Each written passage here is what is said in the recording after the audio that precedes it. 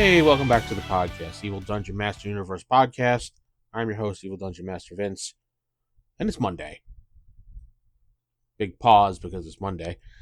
And today we're going to flip open another thing for AD&D. But before we do, theevildm.com, you can head to and sign up for my newsletter, or you can get directly to your box and listen to the stuff directly there as opposed to going to the website or downloading it. It's pretty easy to do. Ask the DM at theevildm.com is my email address.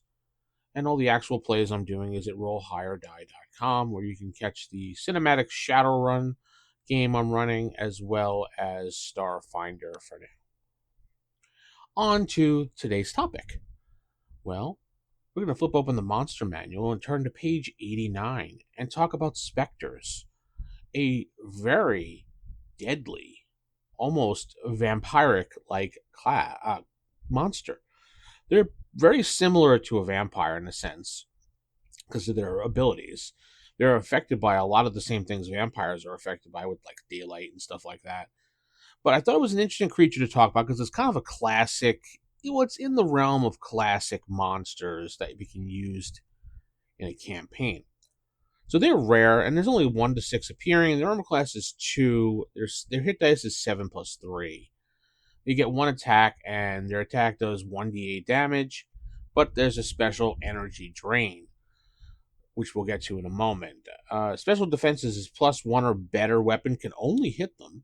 They have a magic resistance. They are high intelligence, and that will play into some of the ideas I was thinking about, or the idea I was thinking about towards the end. Their alignment is lawful evil, size is medium. They don't have any psionic ability or anything. Spectres are very powerful undead humans who primarily exist on the negative material plane. Spectres haunt the most desolate of places, tombs, and dungeons. They hate sunlight and living things. Daylight makes them powerless. Life makes them lament their unlife. So they hate the living. A Spectre's chilling touch causes 1d8 points of damage and drains 2 life energy levels from an opponent, and the latter due to the negative force of the Spectre. Thus, a 11th level character with 11 hit dice creature struck by a Spectre would suffer 1d8 points of damage, plus a loss of level and ability, hit dice, and etc., pushing them down to 9th. Such a loss is permanent, but characters can regain lost levels through continued acquisition of experience points, of course. Certain magic might restore lost levels as well. Spectres are not affected by sleep, charm, hold, or cold-based spells. Poison and paralyzation do not harm the Spectres. Holy water causes the Spectre to suffer 2d4 points of damage, or 2 to 8 points of damage, for every vial full which hits it. A raised dead spell will destroy the Spectre unless it makes its saving throw versus magic. Any human totally drained of life by a Spectre becomes a half-strength Spectre under the control of the Spectre which drained him. So, just reading that description, we can see that they are very much kind of like a vampire, so to speak. They have a lot of the same abilities as a vampire for draining, for creating more quote-unquote life that or servants under them. And basically the Spectres haunt areas that, like they said, tombs. But I was thinking, since they are intelligent, well, high intelligence, and they are lawful evil, generally they are, the type of ghosts that you can see through and stuff like that. Why wouldn't they haunt a more realistic location, like a city, or maybe even a small town, or some type of area? And this Spectre is kind of like the big bad of the season, and he is trying to turn the whole town or the whole city into a bunch of Spectres, because when he was alive, his goal in life was to rule the land. So he figures, now that he's a Spectre, which he knows, he's highly intelligent, he knows what he is now, and now that he's a Spectre, he wants to do it via Spectrism, or whatever you want to call it. So he can create these little minions that go around converting to his will and way. Because a half Spectre would be basically half of everything. So instead of draining 1d8 points of damage, do 1d4. the energy drain would be 1 level instead of 2 levels, and probably at that point, since they're underlings, maybe the +1 weapon would be turned to can only be hit by master crafted weapons as opposed to normal weapons. I always play with the rule in my game that would like mastercraft or master weapons like that are finely tuned weapons that the player characters have that will give them a bonus to hit, but it's not a magical bonus. Like it'll give them a +1 because it's extra sharp or extra done really well with grooves.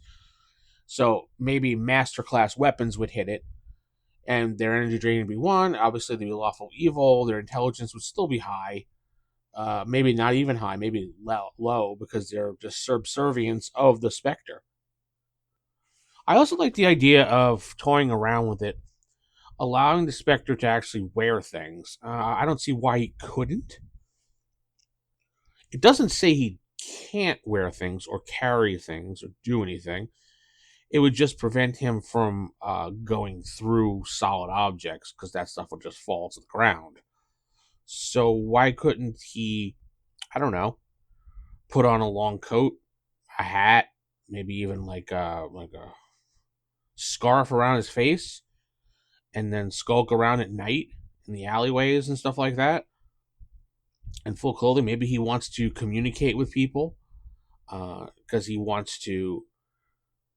Yeah, I could see that. He could be like a deal maker, and he wants to get some humans on his side. The living, he hates them, obviously, but what better way to do that than manipulate them and promise them things, get them to do his bidding, only to pretty much give them the Spectre life and the curse that he has.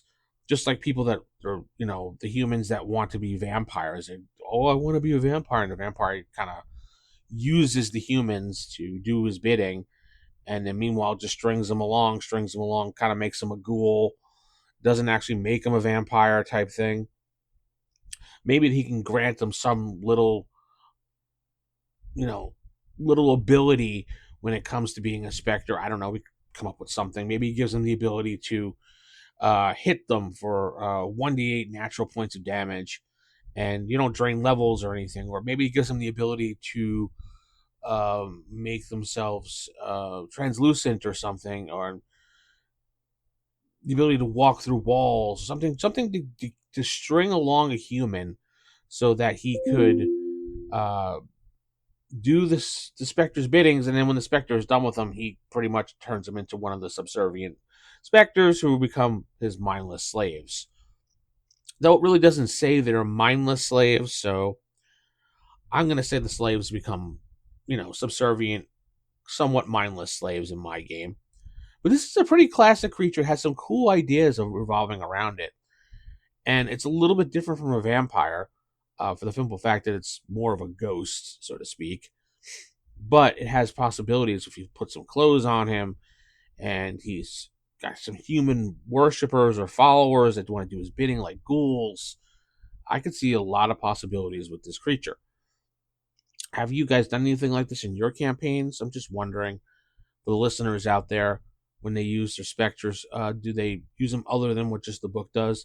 I like to take creatures in the book and change them around a little bit and make them slightly different or use them in a way that's not the same as the book. One, because it puts the players, it keeps the players on their toes, because everybody obviously reads all the books, they read all the monsters, they're going to know what these are. And I know that's metagaming, and a lot of people try not to metagame, but here's a way that you could, quote unquote, keep them on their toes and trick them. Like I always tell people when we start a new campaign, things you know about monsters and what's in the book may or may not be what it is. I like to change it around so it keeps you on your toes. And generally, nobody has a problem with that. I don't think I've ever really run into a problem with that. As long as I was up front in the beginning, everything really went well. So, I don't know. Spectre's actually kind of they're gonna be on my list again for something that's going to be interesting. Tell me what you think in the comments. Head over to Spotify and you can comment there. There's also sometimes a poll up, so check out the past podcast or the current one for a poll. I usually put those up. If you want to support me, you can head over to Spotify, support me there, or on YouTube by checking the join button when you can become a member, or buymeacoffee.com/theevildm if you want to make a one-time donation. Other than that, I'm going to say keep original, keep it old school. Good night.